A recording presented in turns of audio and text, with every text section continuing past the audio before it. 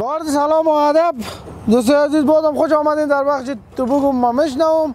من ابراهیم وطندوست در خدمت شما هستم. امروز پیش یک چیز آمدیم که مرا زنگ زده بود، گفت هیچ قدر مرا مردم نمیفهمه که چطوره چرا باز که از خودش بشنویم که چی میگه. نامش از ساد که در افغانستان خب واقعا که هیچ قدر عزت نداره و هیچ کس نمیشه. جور هستی بخیر؟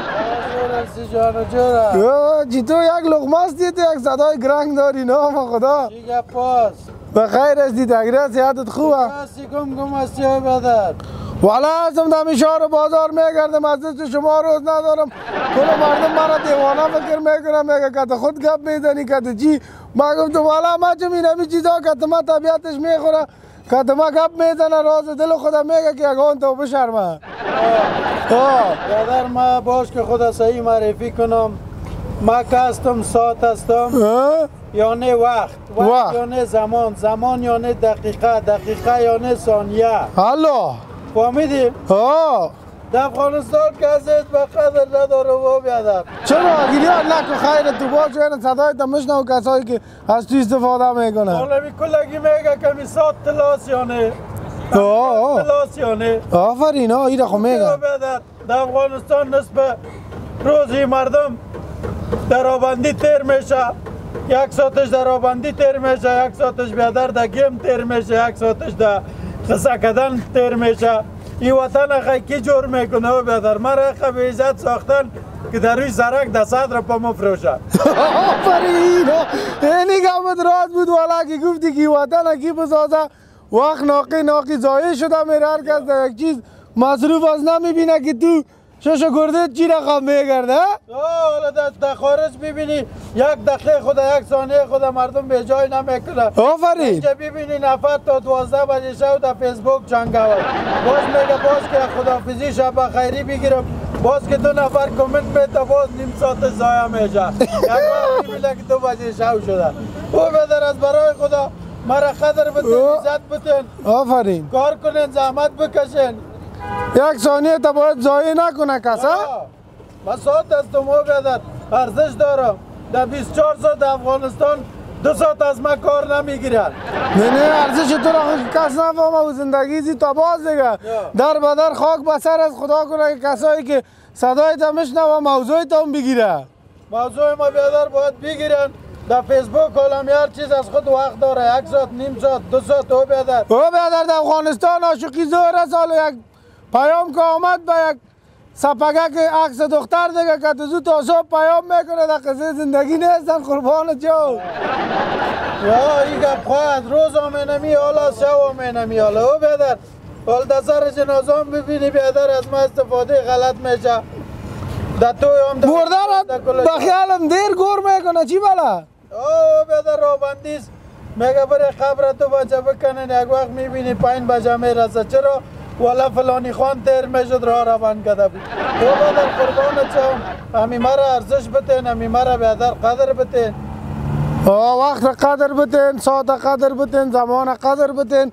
کی مسکین نه خفاس سال کو مردم میره در دست استفاده میکنه. امروز آمده در دستگیری دروازه خدا بند کرده. اینجا خدا کشال کردم که باش که پایین نفتیم و بیادر اگر در روی زمین هم باشیم به عزت و به ابرو میشیم. از اون کدمی خوب است.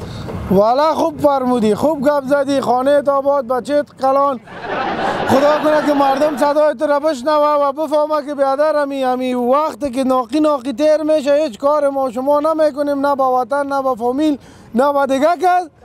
او نبوره متوجه شون ببینن که بیادر 1 ثانیه تو چقدر قیمتی. یک نفر وعده میکنه که یک طرف مقابل خود میگه برو 10 بجه میایم. تو خو خبر نه که کل راه بند از 12 بجه میرسه. خیر ببینی میرسه کلگی مرا دو میزنه میگه به وجدان 2 ساعت تیر کردی. من چیزو به راه بندی از دیگه حالی جنابا تیر میشه. او کسا از وقت ما گله کده نمیتانیم قاوخه شما دیگه جدو کنیم. ما تو میکنن سرما ما را فقیر و بیچاره دیدن.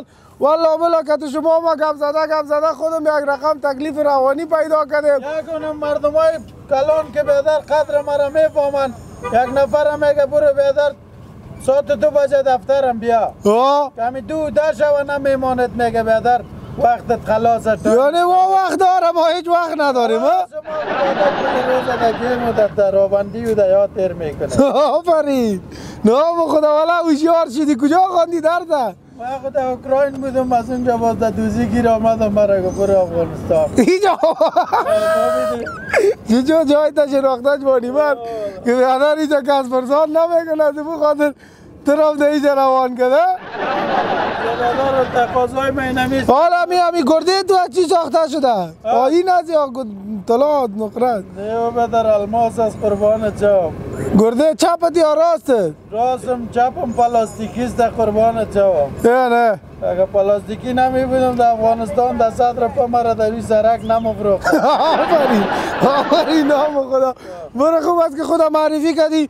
دوستو عزیز ما که کسی چیزا گپ میزنم تو شما فکر نکنین که دیوانه است یا کدام چیز دیگه است. هو بیادر اینمی کلش درد دل دارد در افغانستان با خدا سنگ خلقش دیگه گپ میزنه که بلیاز خدا بس کنین وقت ضایع نکنین کار کنین زحمت بکشین ساعت که گپ میزنه زمین هم گپ میزنه همین شما که در خارج هستین والله بلامی مادرتان از پشتتان دق شده مگر افسوس که شما از مجبوری رفتین اینجا چیزی نیست دیگه از او خاطر رفتین ما میفهمم مگرم سر صدای شما برای در گوش ما میایه مرا میگه ما که صدایش به شما انتقال میتون مرا دیواله فکر نکنین موضوع را ببینین قربانتان جواب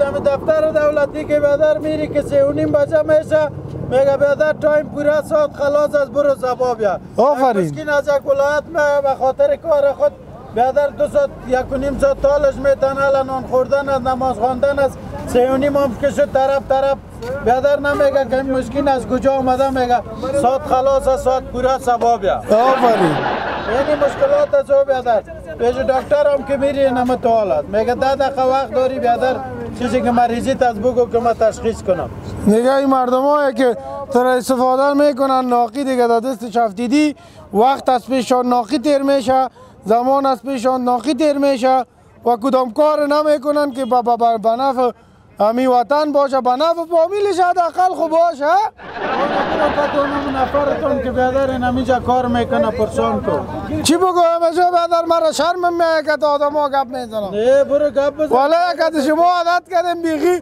که نفرها شرم میه که گپ بزنم خاطر ما پرسان کن این وقت چه رقم چیز هست او بیادر مانده نباشی جور هستی شهادت خوب است جانک جور تکلیف گرده شش شکر دی چیزا را خو نداری فضل خدا نه دیگه تکلیف ها را خو نداریم به خاطر آب خراب و سنگی سینه آفرین نه تو خیر ما از مدل سینه و گرده گپ بزن خو همین تایم وقت زمان در افغانستان ارزش داره یا نداره والا ما که فکر میکنم نه به خاطر که چون همگی بی تفاوت است خصوصا در مقابل وقت دیگه فکر نکنم کس از وقت خود درست استفاده کنه ای خیر ببینی دیگه کشورام رفتی تو خودت جانا ما رفتیم اتریش رفتیم ترکیه رفتیم ایران چطور از اونجا گویجا بیا پیش بیا جوانی ما دیگه جا را گشتی آمدی پیش ما جو خوش که خالی استاد هستی اونجا چطور از وقت و زمان و ساعت که ارزش میته بسیار زیاد پابند وقت هستند یعنی 100 ثانیه خدا اونا عدر تیر نمیکنن هم 100 ثانیه که وقت داشته باشن از اون استفاده میکنن به شکل درستش